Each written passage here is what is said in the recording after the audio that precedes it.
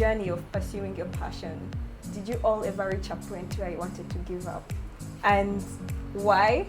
And since you're here today, you didn't give up. So what made you keep on pushing on?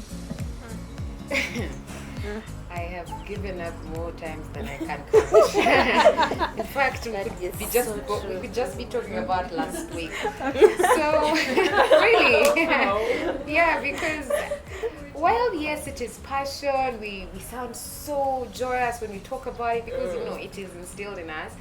I think like any other thing, it has its issues. Interior design as a field is just, people are just welcoming it, so it's not fully known. We are women to start with. That has its issues because I don't think there's so many female carpenters or female females in that space or builders. So usually there's a bit of resistance. So sometimes you're gonna have a tough day and you're gonna pack up and I'm done here, which happens to most of us, I think. So yes, I have quit so many times. In fact, this year I quit in January. I had quit in like December. So clearly, you see, it's not that it's perfect or whatever. So yes, I have decided, I've chosen to quit sometimes, but because it is passion. Listen, I don't know how to explain passion. It's almost like there's a nagging feeling in you. That even if you say, I'm gonna go and do marketing, and you even land a job immediately, pays well, you're good, by the standards of what society is. You have a good paying job, you go home, you're doing well, your boss is not complaining. Maybe they actually might be complaining. Because when you don't fully enjoy something, you might not perform perfectly with it. Yes, you're not giving your full self.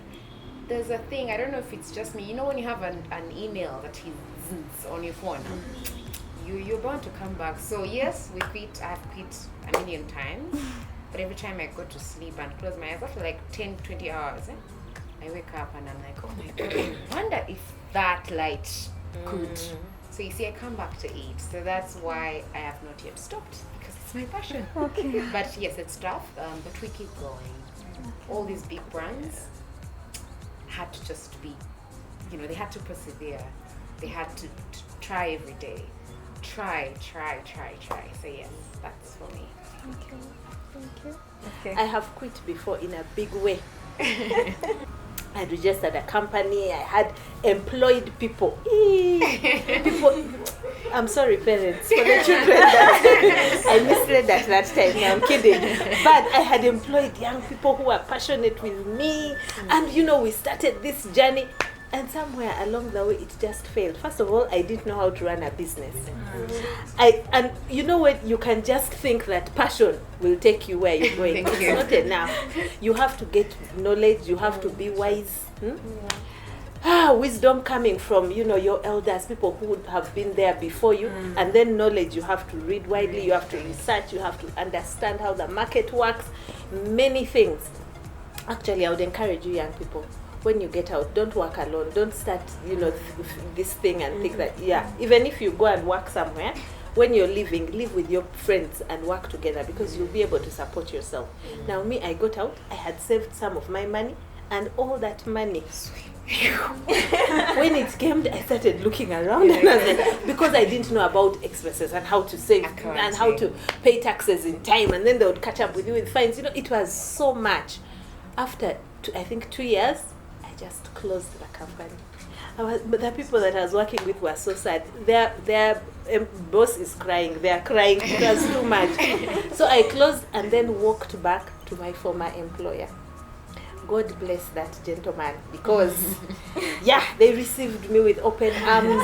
The whole team, they were like, hey, come. So I thank God that was there. So I went back, but because of the passion that she's been talking about, it continued eating at me. I was really good at my work, the job I was doing. I was working as an architect, a project manager. I had risen in ranks, in the corporate world, but something was still nagging at me. This thing that you want to do, you have to accomplish it. And of course, many of us actually have a certain vision of what we want to accomplish. Not that we just want to do buildings, but maybe she's interested in the hospitality field and she sees herself, changing that scenery with, her designs and things like that. Maybe she's interested, as she said, in furniture, and she sees herself changing that scenario of decor and things and stuff. And myself, I also have a vision. So if you actually have a vision, that thing is going to keep at you At because you. it is longing to be fulfilled. So you can't you won't just let go of it. I think God made us like that so that we could have direction, a purpose with direction. So anyhow, I learned my lessons, and so when I went and worked, of course I had to give my time and do a good job, which I did, and then of course I had to find the time when I could tell my boss that I need to get out of this and get back into what I love to do. But of course I had gotten back on my feet, organized my mind a little bit, and then I was like, okay, I can start this again. So when I started again, I was much wiser because now I had learned, I had even taken classes on business. I'd done business courses, I'd done courses on business leadership courses, but also courses on or studies on taxation and things like that. And I had also gained more knowledge from where I was working, because I was working in operations as well. So I had learned how to manage finances in a business and things. Those are such important things that can make you with all your creative ideas, you can just fail because you have not filed taxes in time, or because you don't have a name registered and you didn't think it was important. You could fail to be part of maybe a bigger thing, like to bid for a project, because they ask you for certain things which you can only get if you're a registered company. So I learned that, I mean, along the journey, I've given up a number of times, but I've always come up because that the vision, that dream is there in me, and it has to be fulfilled. And so I think that's the thing that God puts in us so that you can keep going even when you're discouraged. But I gave up in a big way, and then I've also given up in many small ways, like she's saying. You wake up and you're just like, man, that client, I need to fire them. And then you come back and you come to the client and you're still respectful. You get back to the work, and then that project ends. And you're even happy at the end of the project. You're like, work. Or you made no money, and then you're just like, imagine. But you still have to move forward. And you go to the other project. I made no money, meaning you made losses. Yes. Those are also things you're learning. Yes. Yeah. So yes, we have given up, but I think because of that driving thing that we did not create, by the way. None of us woke up and put this thing in ourselves. So that's why I say it's a God thing. And he who began a good work in you is able to see it to finish. They've said it all. But one thing I'm sure of, you can't give up on your passion. Because it's unique to you. Yes. We love to imagine that, because in this room I'm sure we're all passionate.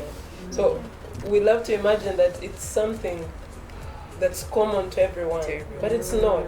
You move out there and find people who are not passionate about anything. Like they're okay doing like, so it's something that is natural to you and you won't give up on it. That's one thing I can assure you.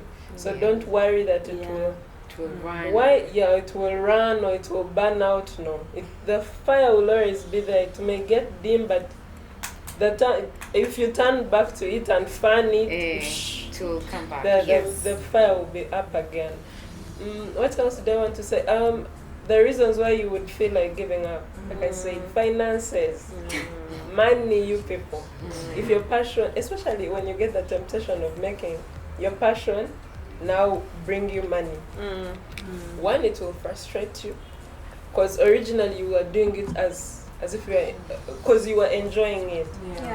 And a job is a job. So when you turn your passion into a job, there are days when you don't want to create. There are days when you don't want to do anything. But you signed a project. You have to deliver.